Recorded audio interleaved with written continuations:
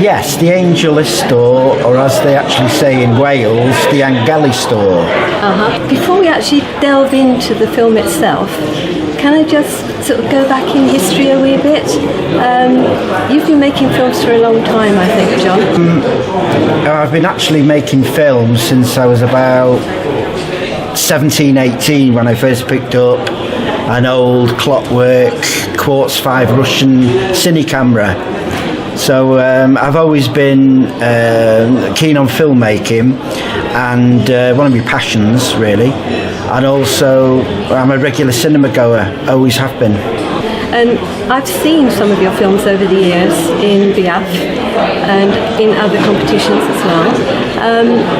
And what I was struck by is that you seem to go for a whole range of different genres. Yeah, I think it's more interesting. If I had to pick a genre that I was most interested in, it would definitely be the supernatural. Because I think there's very, very few really good supernatural films that sort of get into your head and sort of creep you out.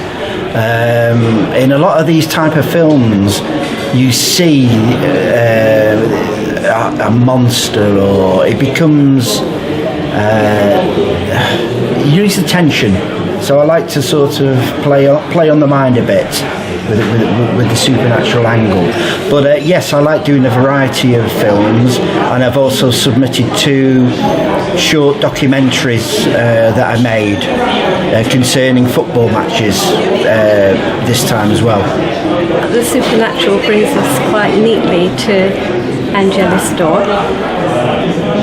How did that start? Where did the idea come from? So what I wanted to do was make a supernatural themed film in North Wales where I live, and I happened upon a website that concerned actual hauntings in North Wales, and there were several different stories, but the one that got really took with was one about the Angelystor, a guardian spirit of a tree that lives in a churchyard with one of the oldest living things on earth, which is a yew tree, not 25 miles away from where we live.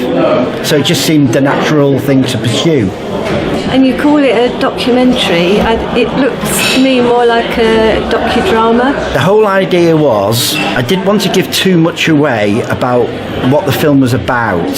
So I called it a documentary because that's the essence of the film. But there's more to it than that, and I wanted people to be quite intrigued and drawn in by it all before they realised at the end what the film actually was about.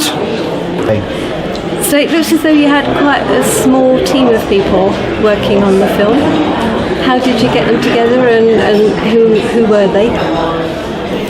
Yes, basically the people involved in the film were my stepdaughter Celine and her partner Anna, and what we actually did was we shot the film in one day last April in North Wales, and I think we spent a couple of hours the next day just filling in a few shots, and then it was all edited and finished within a couple of weeks. I wanted to shoot something very quickly rather than labour over a project for months and months. So that was the idea. So also my wife was involved, Jean. She's very good on the continuity side, and we roped in a couple of other people. That one was an actress playing the vicar, and the other one was an actual historian of the area. So that brought some authenticity to the actual film about the Angelystor. But how much pre-preparation did you do? Did you have it fully mapped out and storyboarded, and how did that work? So what we did, the girls had freedom basically to do what they wanted with the dialogue. I just said, right, what we're going to do now, we're going to go from A to B, I'm going to make it look as though it's real, and you're going to improvise. So I just gave them a brief outline of what I wanted them to do, and they did the rest. So that's why it all seemed pretty natural, because I think when you improvise dialogue in a film, it's much more realistic than trying to say lines to people who are not really actors, you know. Have they been in front of cameras before? Right, they have done a little sketch themselves before, and I could see the potential of them being in the film and how they would enhance it. And yeah, I think I was proved right, because they did a great job. Everything, I think, seemed very real in the film. And yeah, I'm very happy with the outcome, really, to be honest with you. For a day's work shooting, yeah, I'm pretty pleased with it. Yeah.